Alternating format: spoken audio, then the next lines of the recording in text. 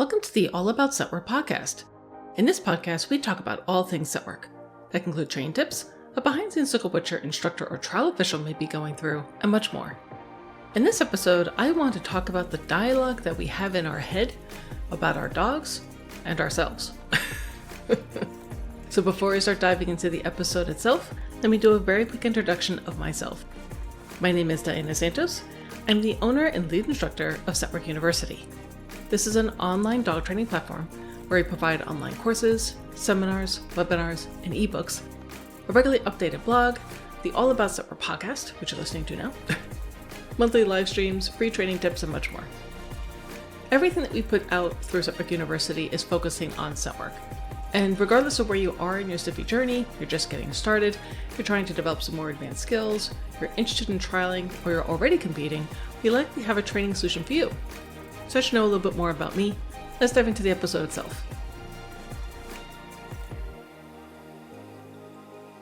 So in this episode, I want to talk about the conversations that we have, or the running dialogue that we have in our mind about ourselves or our dogs when we're doing set work, when we're either training or trialing or both.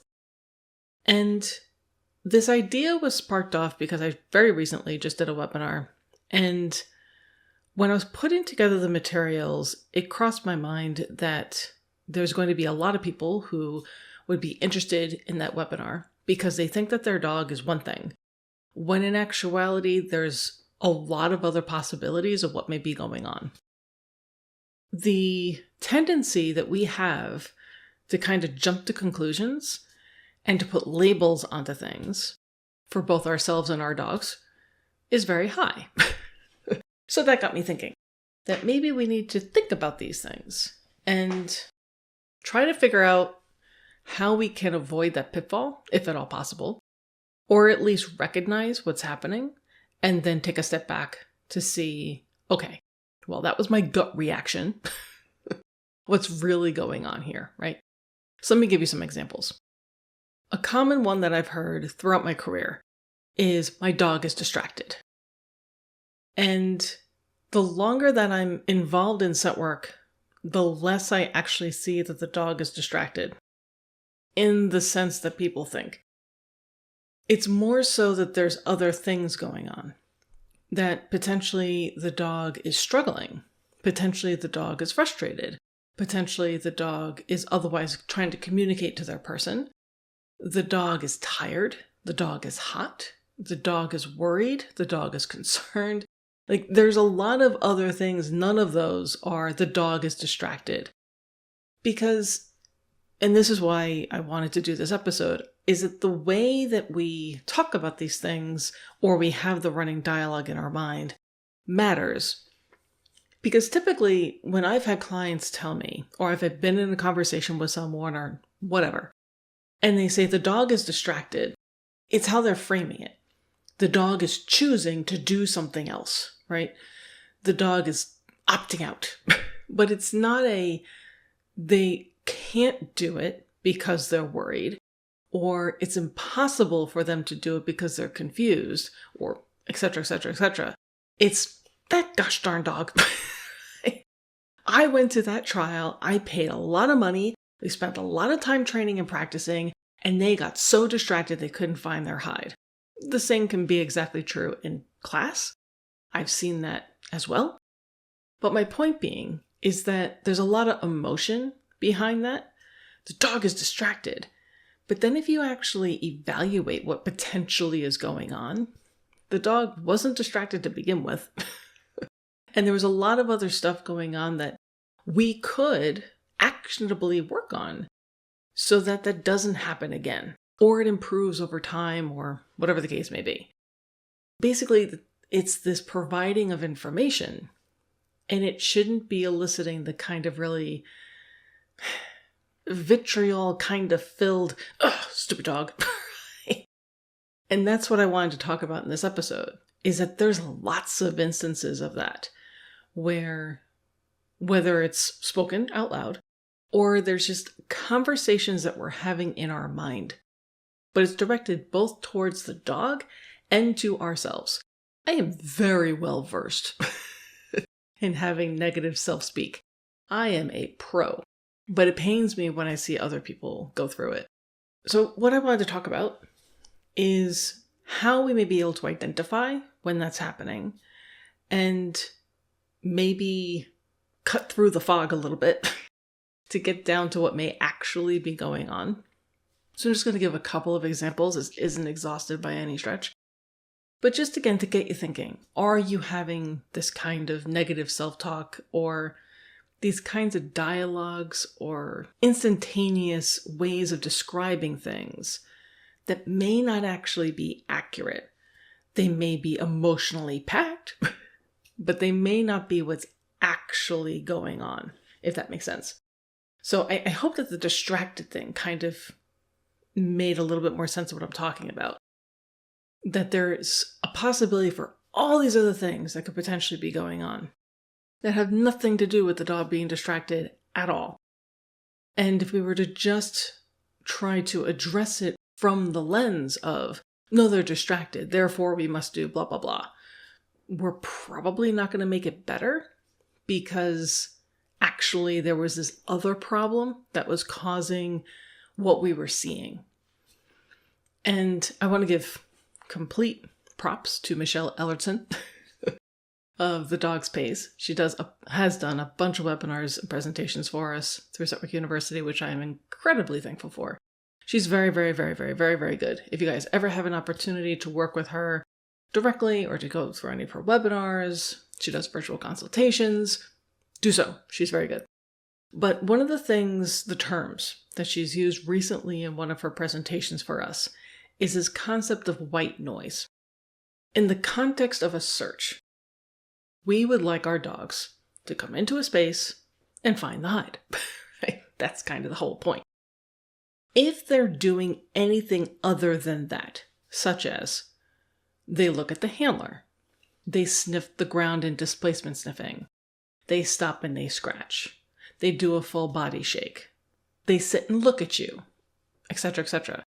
Those are examples of what Michelle was using the term white noise. They are little pieces of information on a behavior side that is extra to what we're looking for. We just want the dog to find the hide. But when the dog is doing those things, it's important for us to recognize it for what it is. It's not the dog being a bad dog. It's the dog communicating. Again, another way that Michelle likes to describe this, which I think is brilliant, is that behavior is not bad. Behavior is just information. Even the behaviors that maybe we would not like hey, I would like you to go find your hide, not be sniffing the ground and displacement sniffing. Sure, right? We can all agree. I would much prefer for my dog to just go find the hide. But if they are offering displacement sniffing as an example, that shouldn't be looked through the lens of my dog is distracted or, oh, my dog just won't do it or whatever. It's more so that's a piece of really crucial information. That's the dog communicating to us. There's something up that they are self-soothing for. What is that thing? And then how can we address that in training? If we're able to more precisely identify what is actually going on, as opposed to getting stuck in this dialogue in our head, I think we'd be more effective. I think that it would, first of all, take out a lot of emotion. Because if we're wasting time telling, for instance, that dog, you're just so darn distracted, and I'm spending all this time in class and all this money, would you just go search? When in actuality, I was like, I'm absolutely abjectly terrified right now. I don't think that anyone, if they understood that, like truly, would still be upset with their dog, right? They would want to figure out, well, how do I make it so my dog isn't terrified? And more often than not, the solutions have nothing to do with odor and they have nothing to do with scent mark. It's all about doing other stuff, building up the dog's confidence, acclimation, exposure sessions, yada, yada, yada. Bunch of other stuff that has nothing to do with scent mark, which is another reason why people get so frustrated, is we become so laser focused. It's all about the hide. When it's not really, right? The hide is this tiny little part of the whole thing that is the experience of your dog's life. And we want to mistakenly try to carve out scent work and then put it off on the side and say, okay, we're doing this now. And the dog's like, but that's not how I experience living. Neither is it for you, person. Let me give you an example. You want to do well in scent work. You are taking classes with an instructor in person. You're practicing with your friends and you are competing. You're also training on your own. You're attending every workshop you possibly can. You're taking webinars, you're reading books, you're reading blogs, you're listening to podcasts, you're doing everything. Right? However, no matter how invested you are in scent work, because I would consider myself pretty darn invested in scent work. My whole business is centered around scent work. You still have other things in life that have nothing to do with scent work, and more so have nothing to do with your dog. You sleep, you eat, you probably have a job or some way of making income. You probably have family or friends or other kinds of obligations.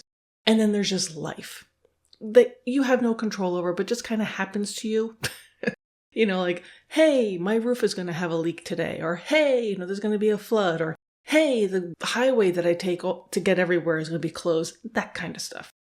Why does any of this matter? Because I think we forget what the effect of all that other stuff has when we're also doing scent work. So as an example, this is all make-believe, but we're going to say our make-believe person who's just really super invested in scent work, they're doing all the things, right? But they also have their job that is also really super stressful.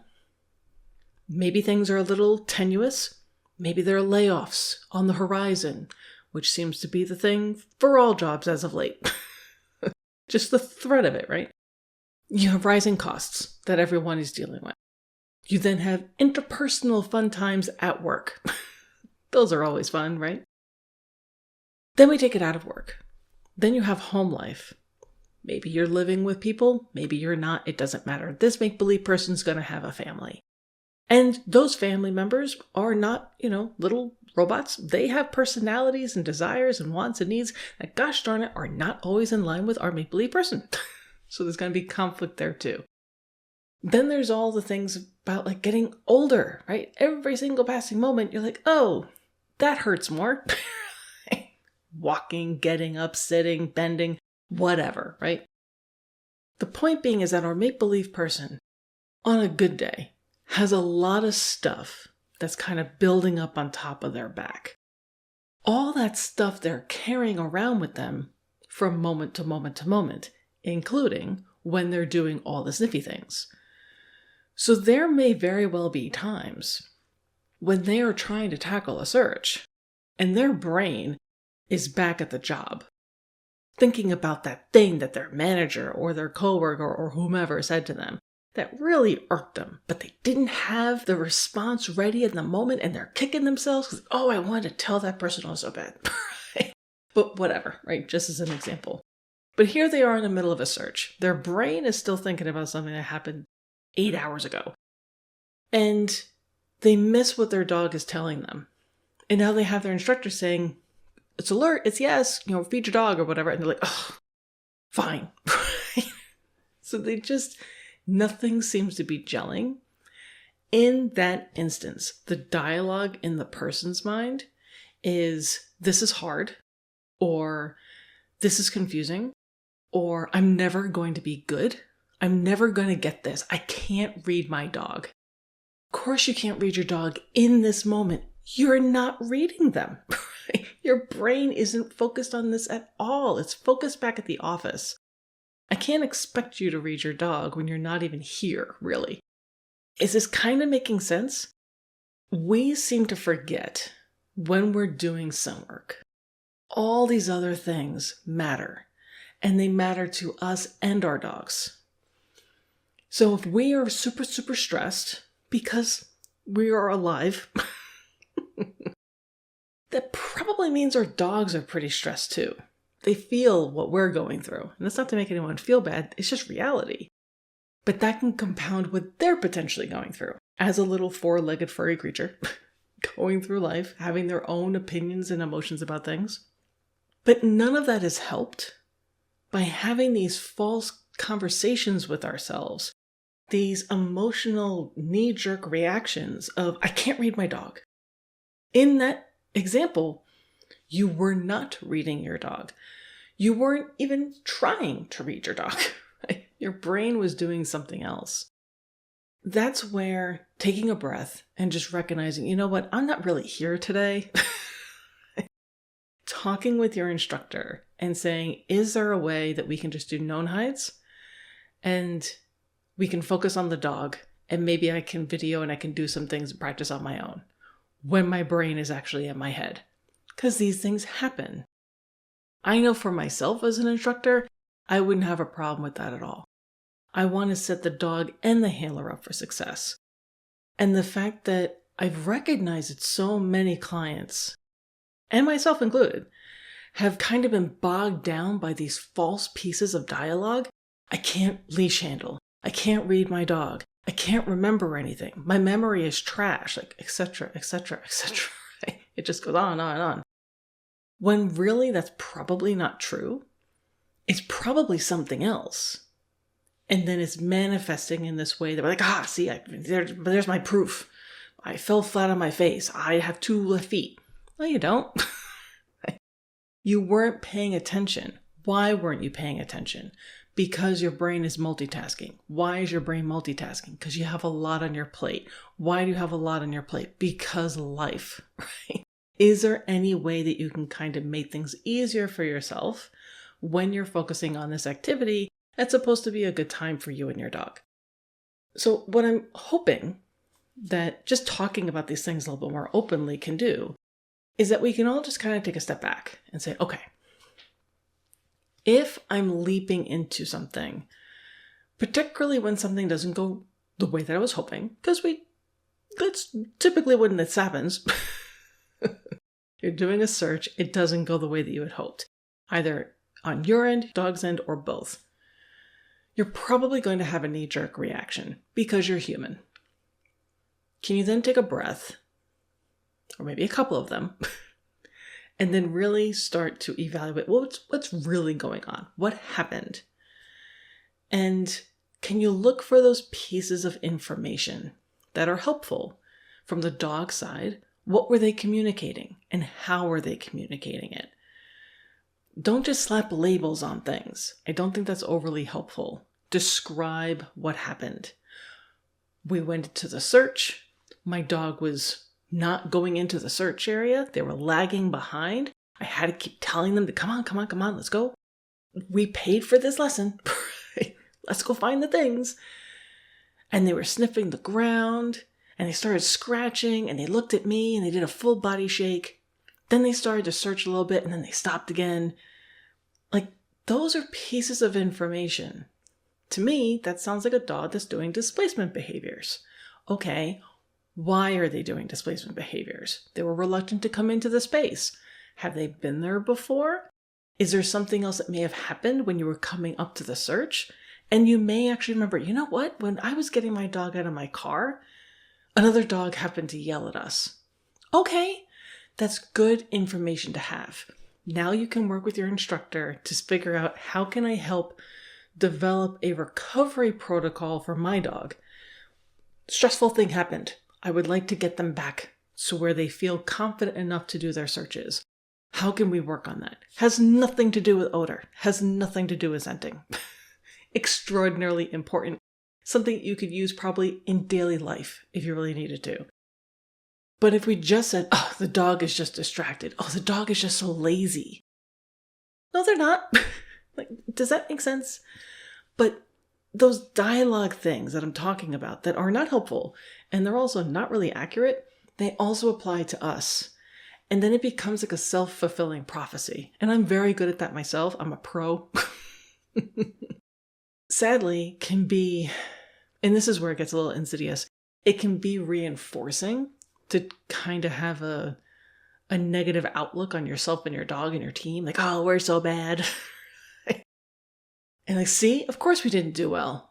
Of course we didn't do well. Why would we? It's like, Well, there are ways that you can, right? There are ways that you can improve, but we have to be focusing on the right things. And it doesn't mean it's all going to be easy by any stretch. But from my perspective, I would much rather put in time and effort working on something that was accurately addressing what was going on, even if that was going to take me a while. It's going to take me a lot of effort. It was going to take a lot of adjustments. It was going to be like 2 steps forward, 1 step back kind of thing. Just the nature of it. I would personally much rather do that, knowing that we're still going to be making forward progression and we're probably going to get to a pretty good spot at the end of the day, than, digging my heels in and spinning my wheels, throwing everything at the wall because I wasn't reading the situation correctly, because I had that knee-jerk reaction of, dog is blah, blah, blah, I am yada, yada. That just wasn't true. Does that make sense? It makes sense to me, because I can see it all of the time with the way that people may post on social media or the conversations they may have, how they talk about themselves and their dogs. And it's sad at the end of the day. It's understandable, but it's not accurate. And if we want to get to the resolution, because that's the other part of it, like, do you want to solve it?